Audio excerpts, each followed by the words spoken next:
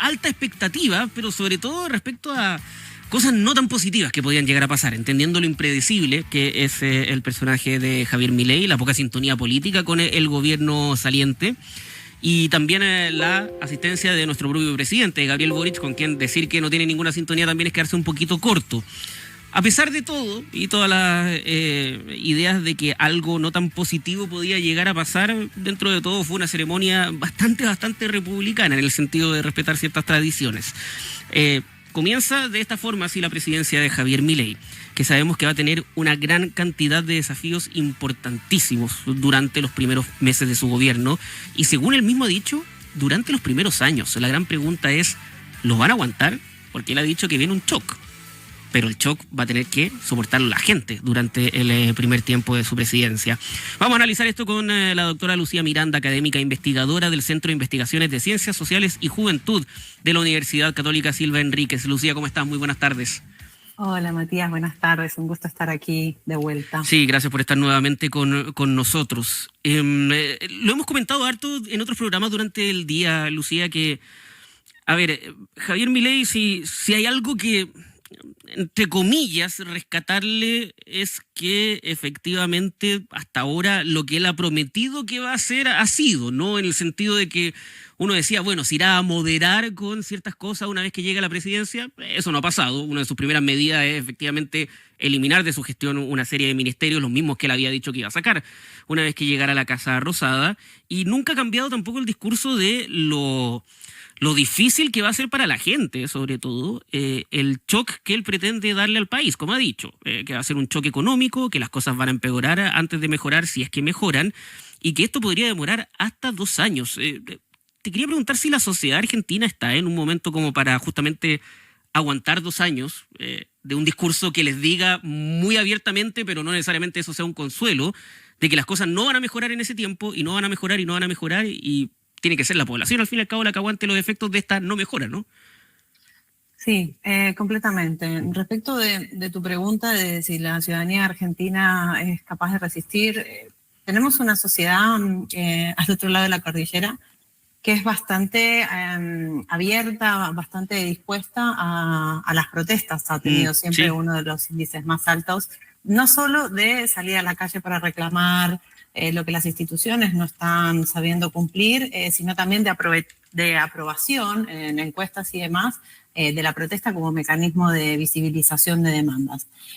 No obstante, yo quiero hacer un alcance de lo que me pareció la toma de posesión del presidente electo en Argentina, que tiene que ver con las falacias y tergiversaciones de información que hizo, que me preocupa que se den y que se pasen por alto, o que se puedan empezar a pasar por alto desde el primer día, ¿no?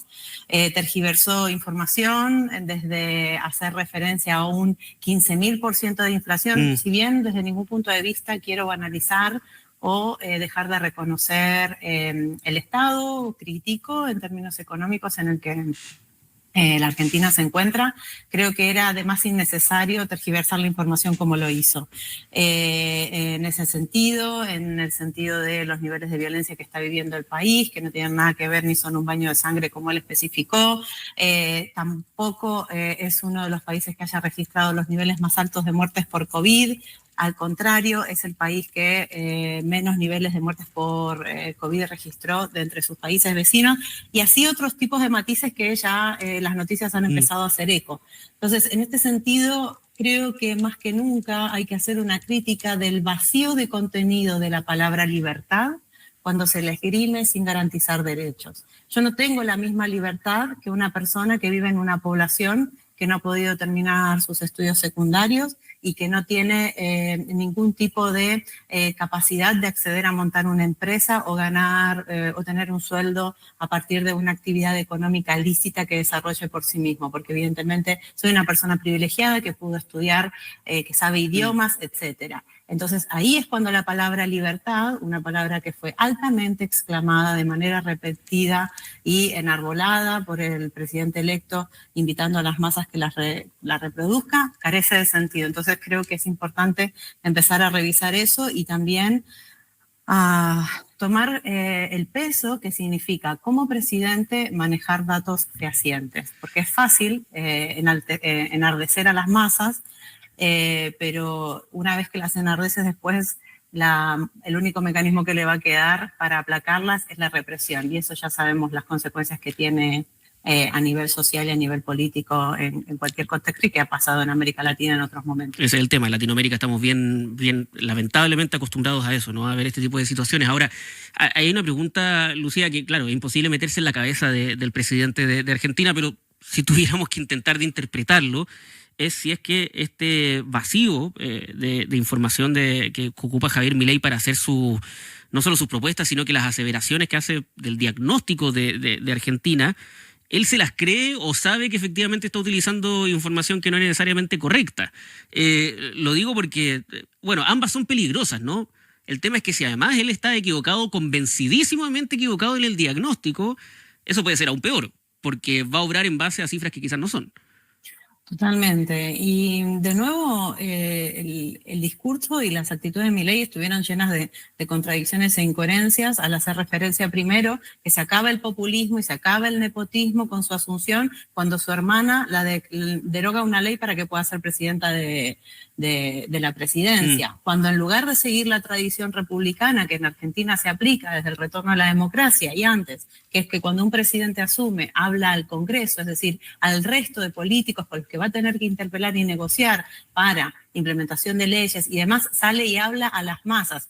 Es un hito en la estrategia populista hablarle a las masas en lugar de una estrategia más demócrata republicana de consensuar, plantear un programa, un modelo mesurado con quienes van a ser sus interlocutores. Yo creo que este llamado, ¿no?, a eliminar la casta, etcétera, lo que demuestra es que Milei no tiene una tradición política democrática férrea, no tiene un compromiso con los valores democráticos férreos, y eso, más tarde o más temprano, va a significar un costo político y social alto. Y lo empezaremos a ver en breve. Lucía, alguna vez me acuerdo que yo, por una cosa laboral, tuve que entrevistar a Juan José Campanella, respecto a una película que estaba sacando, y él estaba sentado en Buenos Aires. En un minuto se escucha un ruido de fondo y una agitación tremenda, y él dice, perdón un rato, y dice, tuve que moverme un poco porque había una protesta, y luego me dijo una frase que a mí me queda hasta el día de hoy, dice, bueno, Argentina sin protesta no es Argentina, ¿no? Y tú lo mencionaste muy bien, en el sentido de que son una sociedad muy abierta justamente a las manifestaciones, sea el gobierno que sea, manifestaciones incluso a veces a favor de figuras políticas, en contra de figuras políticas, ambas que coinciden el mismo día y en el mismo lugar, y cuesta pensar que el plan de Milei no se va a ver acompañado también de una resistencia social por algunos sectores muy importantes y que pueden complicarlo bastante, porque lo que decíamos al principio, ¿no?, el pedir un plazo de 2 años antes de empezar a ver resultados es algo que, bueno, la oposición va a utilizar, pero de inmediato, diciendo, es bien fácil andar pidiendo tanto tiempo, la mitad de tu mandato antes de que las cosas mejoren. Pero por otro lado, incluso el personaje o la persona más neutra en torno al gobierno de Javier Milei, no creo que esté en posición de decir, bueno, sí, voy a esperar pacientemente a que las cosas mejoren, con la promesa de que van a mejorar, mientras la situación está extremadamente mal. Entonces, ¿qué tan factible es que Milei pueda seguir pidiendo tiempo y simplemente con el discurso de, bueno, no va a mejorar todavía, no todavía, antes que un sector importante de la sociedad comience a resistir de manera bastante firme su gobierno? De todas maneras, y es que su discurso estuvo plagado de guiños al sector empresarial, guiños al amparo religioso, etcétera, pero creo que no es realista. Y no es realista porque si él fuera realista, tiene que asumir que cuando la ciudadanía votó en la primera vuelta, siguió votando mayoría al peronismo, digamos, ¿no? Es el día de hoy que, como están compuestas las cámaras, Milei va a tener que negociar y lograr acuerdos con el otro partido que le apoyó, el PRO, tiene en contra a los radicales, y y no está dando vistos de una capacidad de negociación desde el principio, ¿no? Él ha hecho guiños para criticar el kirchnerismo, en ningún momento criticó el peronismo. Esto puede llevarnos a entender que efectivamente él es consciente de que en el Parlamento no tiene mayoría y que va a tener que negociar con gente tanto del peronismo Claro. como del PRO, pero todavía creo que no se anima a interpretar los resultados como la ciudadanía no le dio un cheque en blanco. La misma ciudadanía lo que le manifestó es un deseo de un cambio en el tipo de liderazgo. En la medida en que él siga reproduciendo las mismas lógicas, nepotistas, corruptas, que siga sin dar resolución, como tú bien decías, a temas candentes como tienen que ver con la inflación, como tienen que ver con los niveles de pobreza que hay actualmente en el país, esas mismas masas que hoy lo están apoyando van a salir enardecidas a reclamarle que se vaya del poder. Entonces, y por eso digo que ahí claramente eligió a Bullrich encargada en el tema de seguridad, que siempre ha tenido como una disposición a reivindicar el uso de la fuerza y demás, pero está por verse las consecuencias que este discurso y su escasa capacidad de negociación tienen con respecto a la situación política y social del país. ¿Qué efecto concreto puede tener también el hecho que haya cumplido su palabra, para bien o para mal, dependiendo de quién lo juzgue, ¿no? De eliminar tantos ministerios, ¿no? Reducir a mucho el alcance del Ejecutivo y quitando carteras que imagino que para algunos son muy, muy importantes, desde educación hasta el equivalente al Ministerio de la Mujer. Sí, por suerte no quitó el de salud, que estaba dentro de sus planes incluirlo en el de recurso humano. Pero este costo lo que va a tener efectivamente es que va a haber una expulsión importante de empleados públicos y la consecuente, primero, ¿cómo decirlo? Hay una broma, ¿no? Que decía, ¿por qué vamos tan lentos? Y es que el Estado es una institucionalidad que requiere de múltiples oficinas y demás. Sobre todo pensemos que Argentina es un país enorme, es federal. Hay mecanismos de infraestructura que tú necesitas para poder implementar políticas públicas y que estas políticas públicas lleguen a todo el país. Efectivamente va a haber espacios en los que tenga que negociar con las provincias, pero en este momento recortes, o sea, yo no digo que no haya que reducir el Estado, o sea, de todas maneras hay probablemente espacios que son inoperantes y que sea importante optimizarlos. Pero esta reducción draconiana a la que él hace referencia, estos recortes, enormes a los que hace referencia, lo que van a dejar es que es gente en la calle, y van a dejar gente en la calle que va a caer de nuevo a sumarse a las líneas de la gente en pobreza, y eso no es un futuro positivo para nadie. Y él invita a la ciudadanía a aguantar. Me parece que es un discurso realizado desde alguien que no tiene calle, no ha caminado por lo que tiene que vivir la gente en el día a día para subsistir. ¿Cómo se reconstruye la oposición, la actual oposición y el exoficialismo hasta hace un poquito más de 24 horas, entendiendo de que, o sea, el triunfo de Javier Milei no solo es una derrota en materia de una elección, sino que también habla sobre el hastío que había un sector importante de la sociedad justamente con lo que era o lo representaba las autoridades kirchneristas, y que se puede extender también aparte del peronismo derechamente, ¿no? Uno puede decir, claro, la manera más fácil de que se reconstruya la oposición es que efectivamente la figura de Javier Milei no cumpla con los cambios que quería realizar para bien, pero también da la idea de que algo más tienen que encontrar para ofrecerle a la ciudadanía argentina que no sea, bueno, somos mejores que este tipo que terminó asumiendo la Casa Rosada.